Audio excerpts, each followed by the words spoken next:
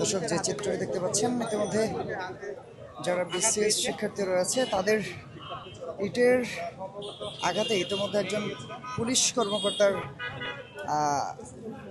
গায়ে লেগেছে।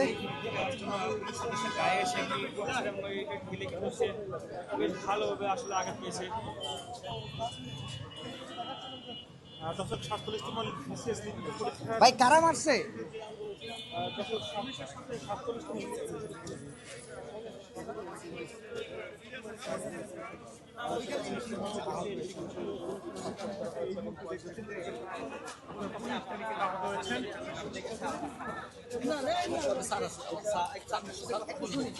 একটু বলবেন যে আপনারা শিক্ষার্থীরা তো যমুনা অভিমুখে রওনা করেছিল, আপনারা তাদেরকে আটকিয়েছেন এখানে আপনাদের আইন শৃঙ্খলা রক্ষার কারণে। আপনারা দেখছেন যে তারা যমুনার অভিমুখে যাওয়ার চেষ্টা করেছিল। আমরা এখানের সামনে ব্যারিকেড দিয়ে আমরা ওদেরকে ওখানে আটকে রেখেছি এবং তাদের আমরা উপর মহলে কথাবার্তা বলছি। ওরা ওদের লেভেল থেকে কথাবার্তা বলছে যে কোথাও ছিল তারা ব্যারিকেডে এই পাশে আসবে না, সেভাবে তার সাথে কথা। তারপর আপনারা দেখছেন যে কীভাবে আমাদের পুলিশ সদস্য এসআল করে তারা ব্যারিকেড ভেঙে তারা কিন্তু যমুনা থেকে যাওয়ার চেষ্টা করেছে।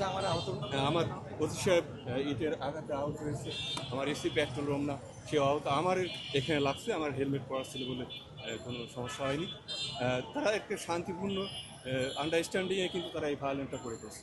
না, লাঠিচার্জ আমরা করিনি। আপনারা দেখছেন যে আমরা কিন্তু বাঁশি দিয়ে আমাদের ঢালপাটি ওদেরকে সরাই দেওয়ার চেষ্টা করা হয়েছে, আমরা পানি ছিটিয়েছি, লাঠিচার্জ করা হয়। তাদের আপনারা দেখছেন এখানে ইট অনেকগুলো পড়ে আছে, আর এলোপাতার ইটের আঘাতে কিন্তু আমাদের বেশ কয়েকশো সাহ।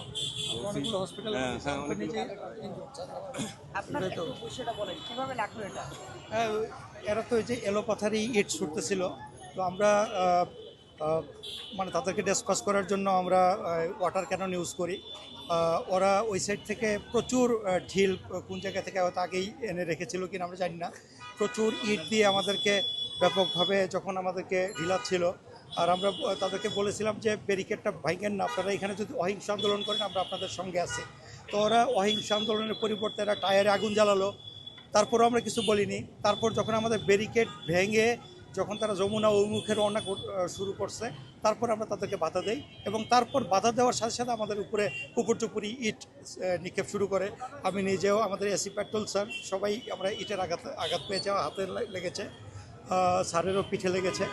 তো যাই হোক, আমরা সর্বোচ্চ মানে সহনশীল থেকে তাদের এটা দমানোর চেষ্টা করেছি। ধন্যবাদ।